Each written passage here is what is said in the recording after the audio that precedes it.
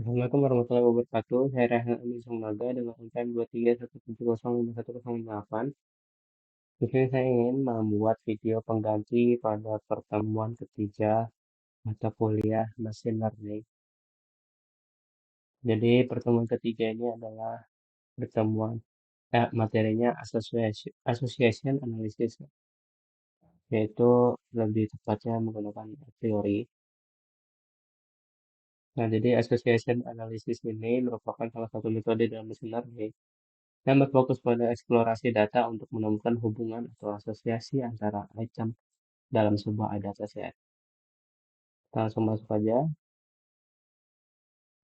Nah, seperti yang udah dijelasin tadi, association analysis itu merupakan satu analisis pendekatan eksplorasi data. Nah, untuk menemukan asosiasi antara suatu kombinasi item dengan kombinasi item lainnya. Nah, association analysis ini menggunakan konsep association rule dalam pembentukan pengetahuan asosiatif antara item pada kumpulan data yang berukuran besar. Nah, analisis ini biasanya dipakai untuk menganalisis keranjang belanja di supermarket.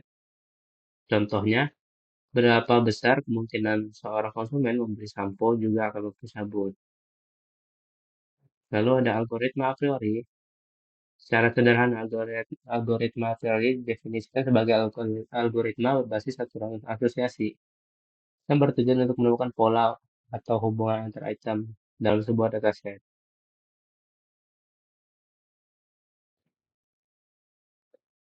Di sini ada kelebihan dan kekurangan algoritma a priori. Kelebihannya itu mudah dipahami dan diimplementasikan, efektif untuk dataset kecil hingga sedang, dapat menemukan pola berharga. Kekurangannya, kinerja lambat pada dataset besar, konsumsi memori tinggi, dan terbatas pada data transaksional. Nah, dalam algoritma a priori ini ada terminologinya. Yang pertama itu support atau simbolnya S.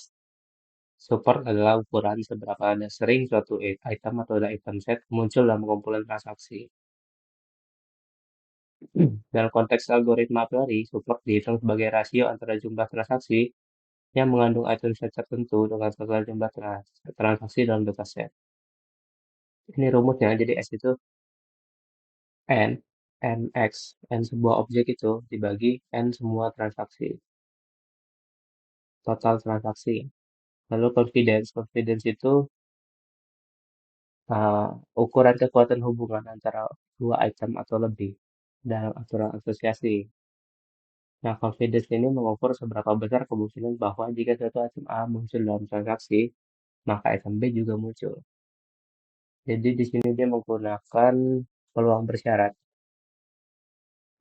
Jika X muncul, berapa berapa besar kemungkinan Y juga akan muncul.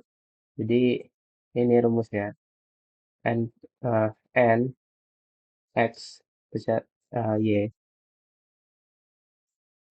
dibagi NX. Lalu ada item set. Item set ini kumpulan item yang terdapat pada suatu transaksi. Biasanya berisi satu atau lebih item.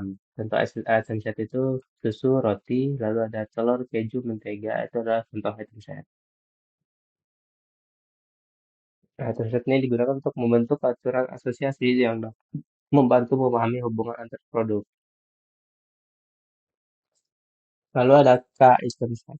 K item set itu adalah item set yang terdiri dari K item. Misalkan satu item set ada susu, roti, mentega. Dua item set, susu sama roti, dan roti sama mentega. Tiga item set, susu, roti, mentega. Jadi, itu kayak isi sebuah item di dalam sebuah item set. Lalu, frequent item set. Frequent item set adalah kombinasi item set yang sering muncul dalam dataset transaksi berdasarkan nilai minimum support yang telah ditentukan. Contohnya, jika minimum support yang ditetapkan adalah 40% dan item set susu roti muncul dalam 50% transaksi, maka item set ini dianggap sebagai frequent item set. Sebaliknya, jika item set hanya muncul 30%, maka item set ini tidak memenuhi syarat sebagai frequent item set. Jadi nanti dia ada batas gitu. Lalu ada count. Count ini adalah jumlah kemunculan suatu item set dalam transaksi. Nah, contohnya itu, jika dalam sebuah dataset terdapat 10 transaksi dan item set roti susu muncul dalam 5 transaksi, maka count roti susu ini adalah 5. Supportnya itu 5 dibagi 10. Si item set ini dibagi seluruh transaksi kan. Berarti supportnya itu 50%. Kita langsung masuk ke studi kasus yang pertama. Jadi ini ada datanya, ada 5 transaksi dengan item segini. Di sini kita akan menentukan aturan asosiasi, yaitu menggunakan minimal support item 40%, lalu confidence 60%. Nah, jawabannya, kita hitung dulu susu itu berapa, tiap item itu, item set pertama, satu item set. Kita hitung nih masing-masing tiap itemnya, countnya itu berapa kali, lalu supportnya berapa kali. Di sini contohnya susu, countnya munculnya 3 dari 5 transaksi. Supportnya itu 3 dibagi 5, yaitu 60%. Nah, setelah dihitung, sesuai aturan asosiasi tadi, kan minimal support item 40%. Terus di sini ada gula yang countnya hanya 1, lalu supportnya 20%. Dia berarti tidak memasuki frequent item set, jadi dia dieliminasi. Tersisa hanya ini kan. Lalu 2 item set masuk ke item set kedua. Nah, caranya itu kita silang aja susu mentega, susu roti, susu kopi, lalu mentega roti, mentega kopi, lalu roti kopi. Nah, segitu aja ya. Lalu susu mentega ini kita cari lagi nih di data tadi ada nggak? Ada berapa kali dia muncul? Misalkan susu mentega nih. Susu mentega munculnya susu mentega, satu, susu mentega ini lagi, dua, lalu ini susu mentega, tiga. Berarti dia countnya tiga kan? Nah, dihitung supportnya itu kayak tadi, 3 bagi 5, 3 dari count dibagi total transaksi kan. Dan 60%. Lalu dihitung lah yang lain. Susu roti, satu nih, ini di bawah supportnya. Kayak tadi kita eliminasi lagi yang di bawah 40%. Ini kita eliminasi susu roti, lalu kita lanjut ke item set ketiga. Item set ketiga itu kan susu mentega, susu kopi. Berarti susu mentega kopi kan? Masuk. Lalu susu mentega, mentega roti, susu mentega roti. Itu nggak dimasukin. Kenapa? Susu mentega, susu mentega roti. Tadi itu, susu sama roti itu, dia jumlah supportnya itu udah di bawah 20%, jadi tidak perlu dimasukin lagi. Kebayang jadi susu. Lalu lanjut, susu mentega, kan tadi susu mentega mentega roti ya. Jadi susu mentega roti, itu nggak perlu dimasukin lagi. Kenapa? Karena susu dan roti tadi udah dieliminasi, jadi udah pasti supportnya di bawah 20%, 40%. Kita lanjut susu mentega, roti kopi. Sama kayak tadi, ini nggak dimasukin lagi. Lanjut susu kopi, mentega roti. Ini tadi udah ya, susu roti kan gagal lagi, jadi nggak boleh dimasukin. Susu kopi sama mentega kopi, nah ini baru dimasukin. Susu, mentega, kopi. Susu, mentega, roti, kopi. Susu, mentega, kopi. Oh ini udah ya, susu, mentega, kopi udah.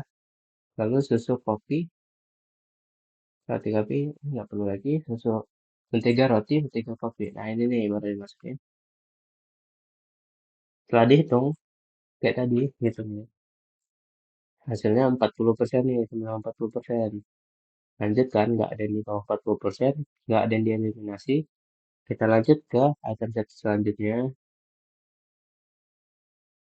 4 item set. 4 item set nih, dia semuanya nih ya, berarti susu, mentega, kopi, mentega, roti, kopi digabung. Hasilnya jadi susu, mentega, roti, kopi. Tahun itu cuma satu ternyata 20%. Nah, karena dia cuma ada satu item set, terus dia di bawah 20%. Ini nih perulangannya berhenti. Perulangannya diberhenti, lalu kembali ke item set sebelumnya, yaitu 3 item set. Yang ini berarti kita yang pakai kan. Nah, setelah itu kita pakai kan. Kita hitung confidence-nya. Hitung confidence itu bagaimana kita interpretasi item setnya dulu, tiap tiap item. Jadi caranya itu kita misalkan aja gini, misalkan susu mentega kopi, ini jadi SM. Nah, jadi ini seberapa besar orang membeli susu mentega akan membeli kopi juga gitu cara bacanya. Lalu seberapa besar orang membeli susu dan kopi akan membeli mentega juga. Itu kita balik-balik terus sampai kayak gini. Sampai yang terakhir ini. Nah, itu kita hitung supportnya masing-masing. 40, 40, 40. Confidence-nya itu kita hitung. Di sini dapat misalkan susu, orang mau beli susu mentega atau mau beli kopi juga. Support 40, confidence-nya 66,6%. Nah, itu dihitung. Lalu, sesuai aturan asosiasi yang di bawah 60% itu kan dieliminasi. Berarti yang ini nggak dipakai nih, yang merah-merah ini, yang di bawah 60. Lalu aturan asosiasinya kita tulis seperti ini. Sudah. Mungkin sekian penjelasan dari saya untuk video pengganti pertemuan ketiga pada mata kuliah machine learning. Mohon maaf jika ada kesalahan. Wassalamualaikum warahmatullahi wabarakatuh.